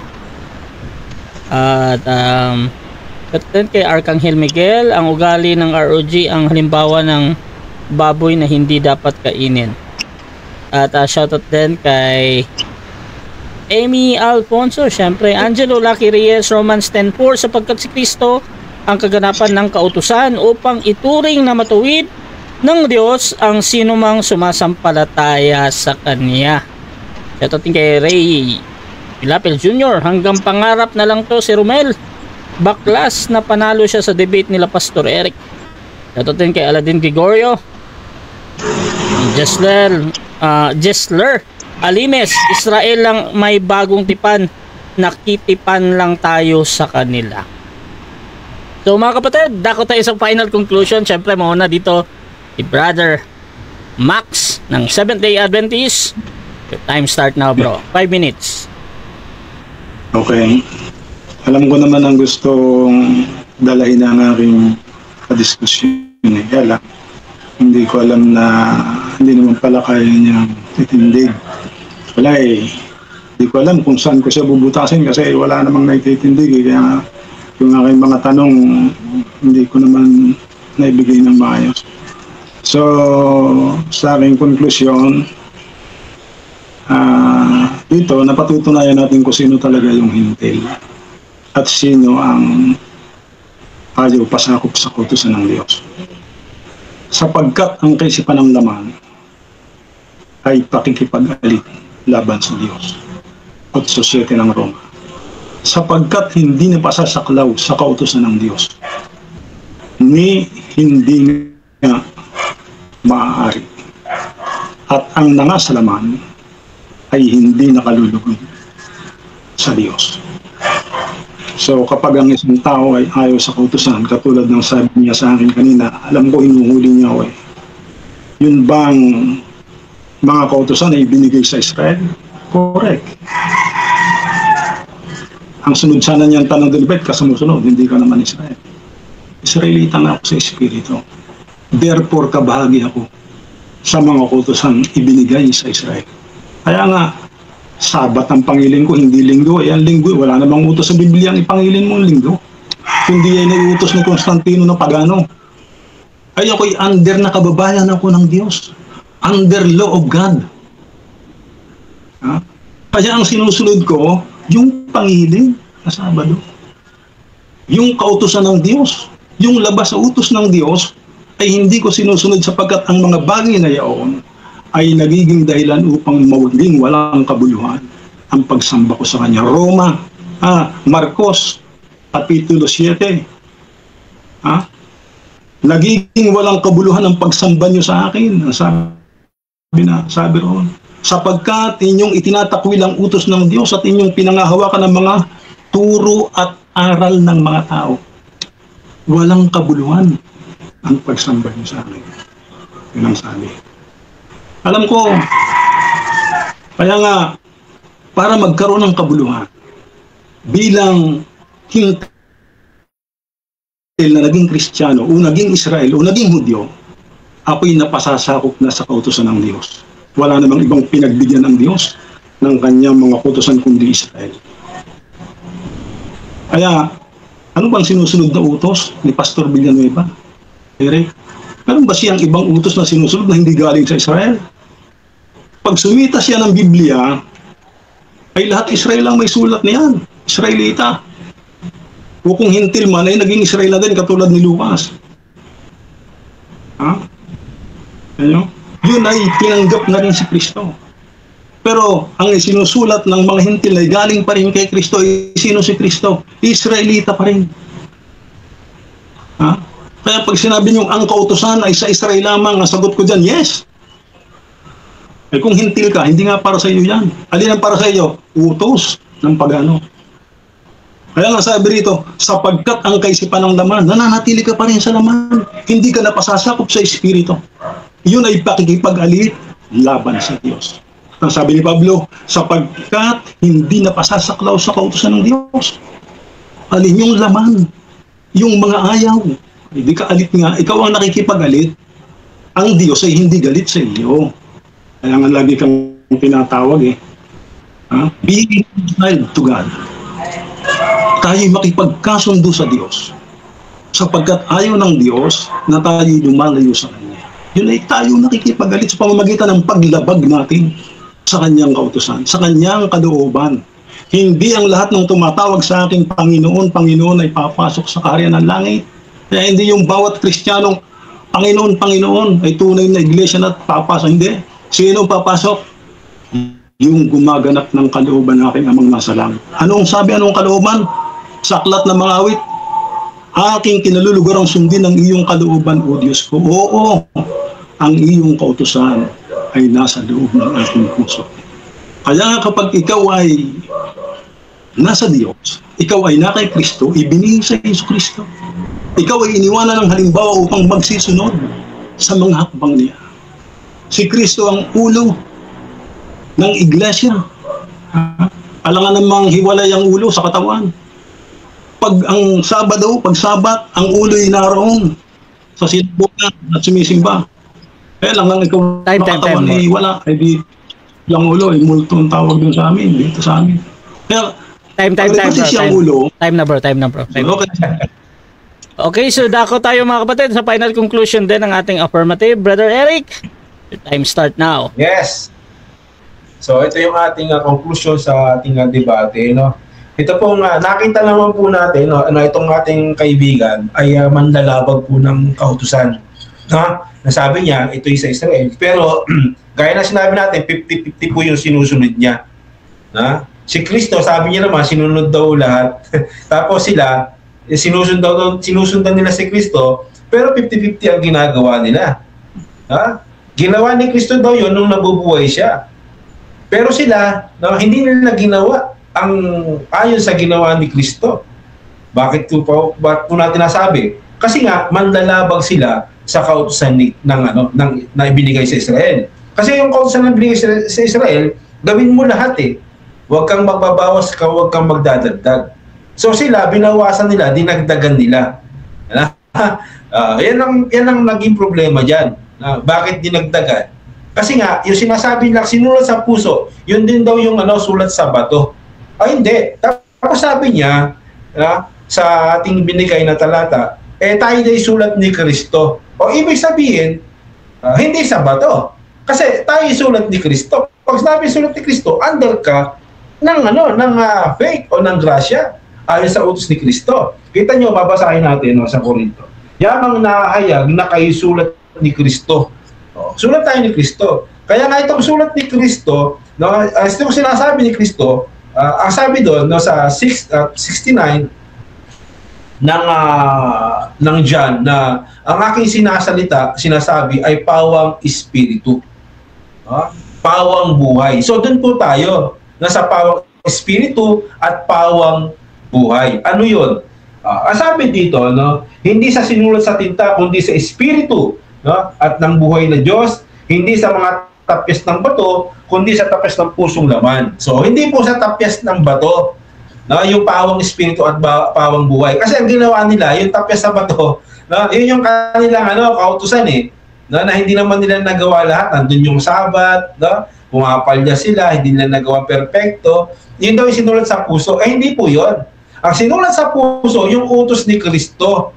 Yan tinatawag na kautusan ng pananampalataya. Yun ang sinulat sa puso natin. Yan. Hindi yung sulat sa tapis ng bato. Kasi itong tapis ng bato, ito po yung sa matandang tipan. Si Pablo ba, ministro ng matandang tipan? Hindi po. Kaya si Pablo, ministro ng bagong tipan. At itong bagong tipan na tinutukoy dito na ministro siya, ito yung sulat ni Kristo. Sulat ni Kristo. no? Inalagay yung kanyang salita, no? Sa ating puso. Hindi yung sa tapyas ng batong inilagay sa puso sa atin. Hindi po yun, kundi yung salita ni Kristo, yun yung inilagay sa puso natin.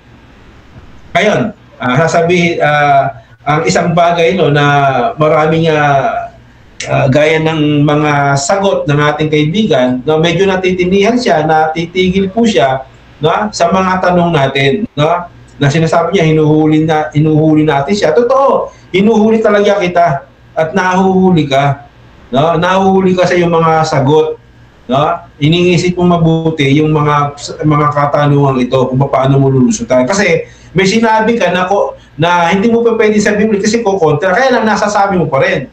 Kaya pag tinignan mo, yung mga usaping ito, kontra-kontra, no? Kontra-kontra yung sinasabi mo, kapatid. No? Nagkasasali-salisi. Bakit?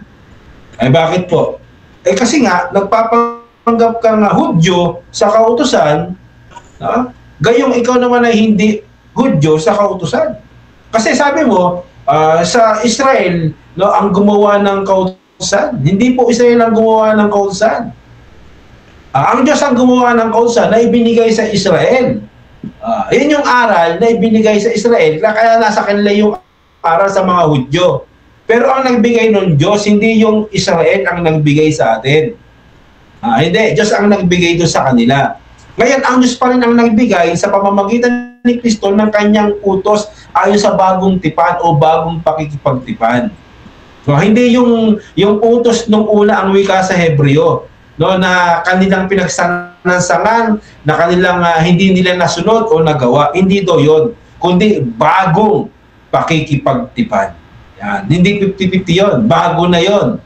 Yung bagong pakikipagtipan ng Diyos sa Israel at Huda. Kasama na po tayo doon bilang bayan ng Diyos. Tayo, isa naman, ngayon mga Hudyo sa Espiritu.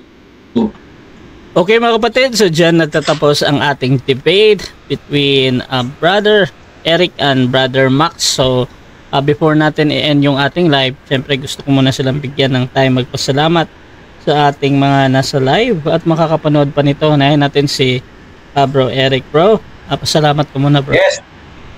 Muna, God bless. Sa Panginoon, salamat sa Panginoon sa pagkakataong muli nito na tayo nagkausap sa bagay na to. Ngayon din sa ating moderator, Brother Rasha. God bless po. At sa ating katunggali, hindi sa laman, hindi sa dugo, kundi sa aral, no? Ganun talaga. Pero God bless din, Brother Max, no? Sa maigi at payapang pag-uusap na ito na tayo naglabasan ng ating mga tindig o aral. Maging sa mga nanonood, pagpalain tayo ng Panginoon. Sa mga inabot na mga aral ito, nasa kanila na po, no? Kung sino o ano ang timbang nila. God bless po sa lahat. Okay, at syempre, Bro Max, pasalamat ka din, bro. Okay, una ating salamat ng Diyos ang binigay sa ating pagkakataon. Tayo ay binigyan ng mabuting kaisipan, pas ng katawan at pakagandang oras upang tayo makapag-aral ng kanyang salita. Maraming salamat din sa ating butihing moderator, napakagaling, mapagmanay. Saludo sa iyo, sir. Salamat ng marami sa iyo. Salamat din sa aking ka-discussion, sa aking Bible sharing. Hindi ko tinatawag itong debate, hindi sharing, sa kay Pastor Eric Villanueva. Anumang mga kung iniisip mong lampas sa salita o anumang mga hindi mabuti sa iyong isipan na lumabas sa aking bibig, patawarin mo ko o kaya anahin ko ng sorry sa iyo. At ang ating tamang layunin lamang dito maging sa mga nagsisipakinig ay ang ating layunin lamang ay maitaas ang pangalan ng Panginoon at malaman natin ang katotohanan sapagkat ang katotohanan tunay na magpapalaya sa atin. God bless at magandang gabi po sa inyo. Okay, syempre Rasha TV gusto din magpasalamat sa lahat ng sumusuporta dito mga kapatid at sa lahat din ng mga naghahamon. Kung gusto nyo sumali sa ganitong gawain, pwede kayo mag-PM sa akin or maghamon man sa dalawang debatista na nandito. Nandito si Brother Eric at si Brother Max mga kapatid at pwede nyo kong gamitin as a mediator sa inyong pag-uusap mga kapatid. Basta sumasang-ayon lang kayo sa lahat ng patakaran at mga kondisyon ng ating mga debater syempre. Please subscribe yung ating YouTube channel, Russia TV mga kapatid, at yung ating Facebook group, Russia TV yan, at yung aking please follow lang sa aking profile, Russia Vista mga kapatid. At yun, this is Admin Russia ng Russia TV and we're out.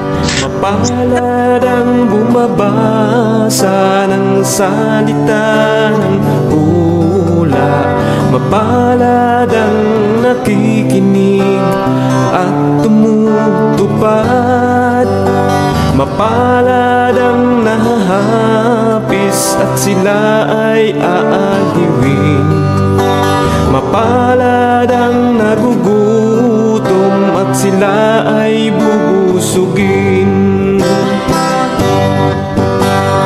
Ang magtiis hanggang sa wakas, sila lamang ang maliligtas. Ang magtiis hanggang sa wakas, sila lamang ang siyang maliligtas. Lalaganap ang kasamaan at sila'y magkakanuluhan. Lilitaw ang mga bulaan dito sa sanlibutan. Makikipot ang pintuan patungo sa kaligtasan. Malapad ang pintuan tungo sa kapahamakan. Ang magtiis hanggang sa wakas, sila lamang ang maliligtas. Ang magtiis hanggang sa wakas,